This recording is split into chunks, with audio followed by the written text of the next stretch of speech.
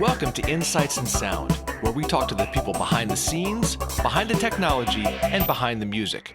People you may not know, but you should. And please check out insightsinsound.com for a full list of our podcasts and YouTube series. We're here at Mojave Audio World Headquarters with Dusty Wakeman, and today we are going to talk about one of my favorite miking techniques, mid-side miking. Hi, Daniel. Welcome. Bienvenido to the little studio here at Mojave World Headquarters. I think you've done a lovely job with this little studio. You know, this was always been a dream of mine to have a little room like this in-house. Uh-huh. And it just comes in so handy for stuff like this and demos and testing and all sorts of stuff. Yeah.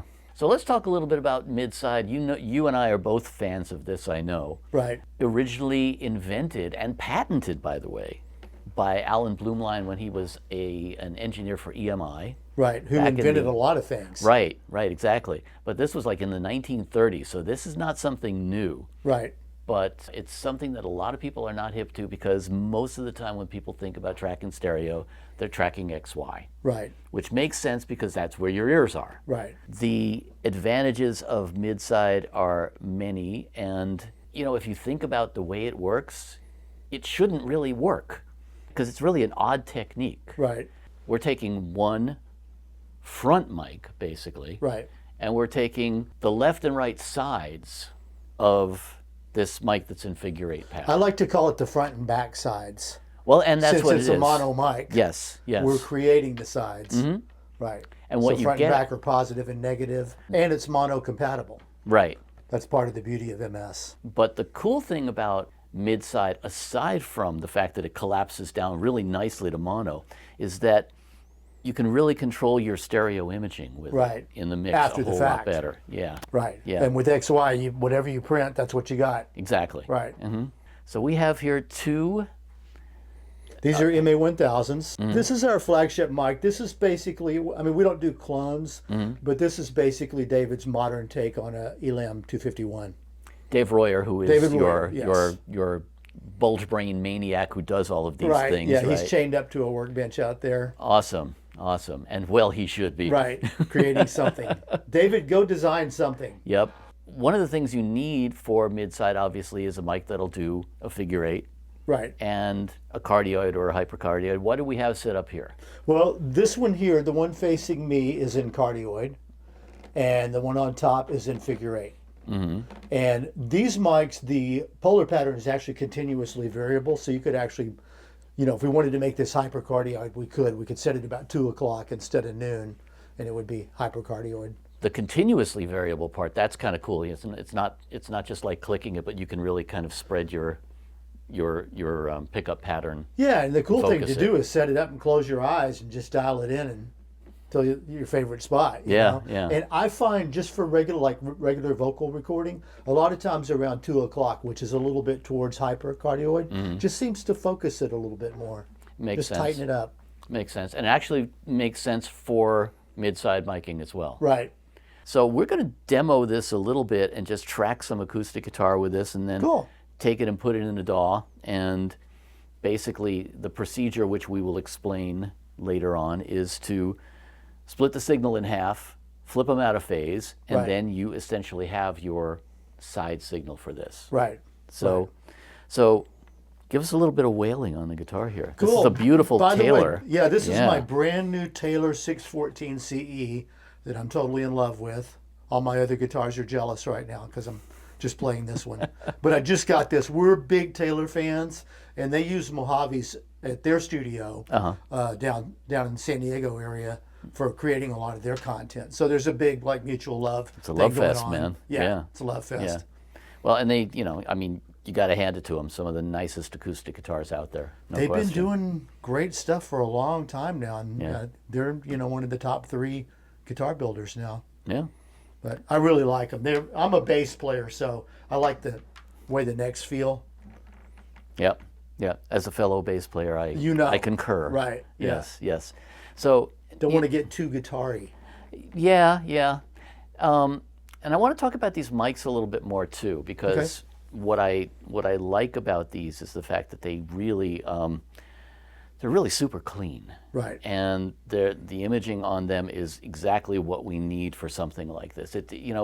Picking your pair of microphones for mid-side is really critical. Right. They don't have to be matched. Right. I mean, it's nice that these are matched, but it's not a matter of them being matched as much as it is a matter of the right microphones for the job. Right.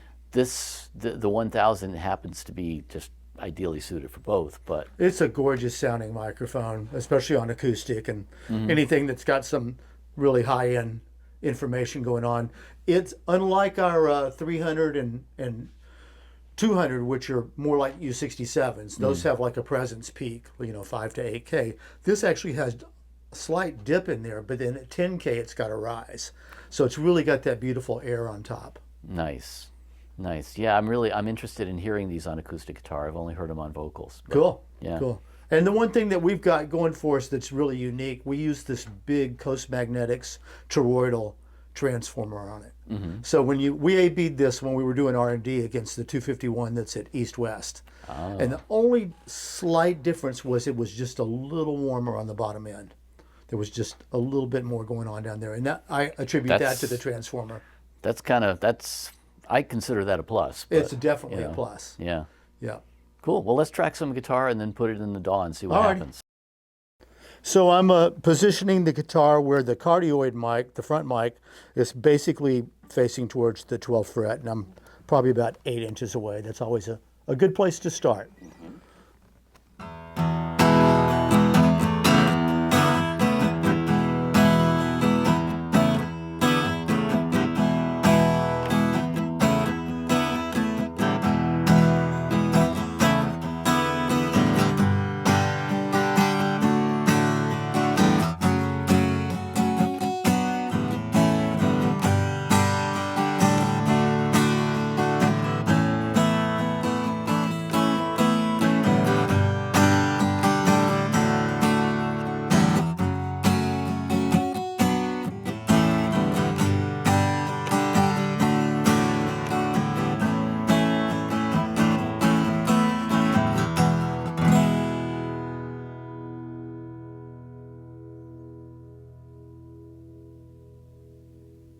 All right, so now Carlos is going to walk us through how we set up the tracks in Pro Tools, or any DAW actually, but in this case we're using Pro Tools.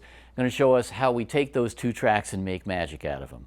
We're going to start with our two tracks of our two mics. It's going to be our mid, this is going to be our side. Our mid, we're going to leave that pan down the center. Track 2 being our figure 8 mic, we're going to duplicate it. The only two things that need to happen here, I'm going to pan them hard left and hard right. And then our one plugin to make this all happen is going to be just a single EQ with the phase flipped. That'll give you the impression of left and right and the mid for the center. So here's our mono track.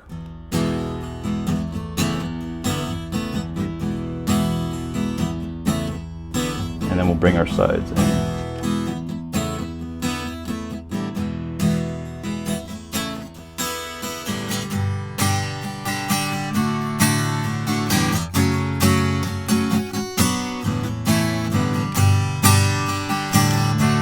No mid.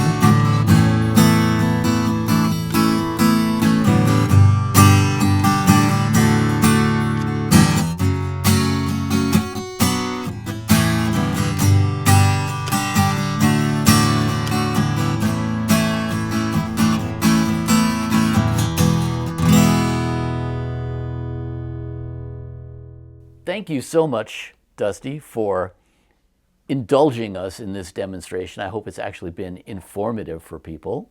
Yeah, MS is a lot of fun to play with. You know, people don't use it as much as it probably should be used, but it can come in really handy. I think for guitars, for Solo pianos, acoustic, yeah. Anything that you want to have a good stereo spread in and you want to have control over that stereo spread, because that's the thing, you know, the good thing about it is it's really great for later on in the mix, right. Fixing it in the mix, right. As it were. Yep. And it's been my favorite technique for a long, long time. It's cool. Actually way more flexible, and you really, I mean, you never know these days, especially because everything is done with overdubs. You really don't know what you're going to get until later on. So tracking mid-side it's a cool thing, it's worth doing, and it's so worth easy. learning. Yeah. So easy to do. Yeah. It's a neat trick, and now, as you say, with digital audio, it's so easy to do. So learn it. Don't be scared. Try it. There you go.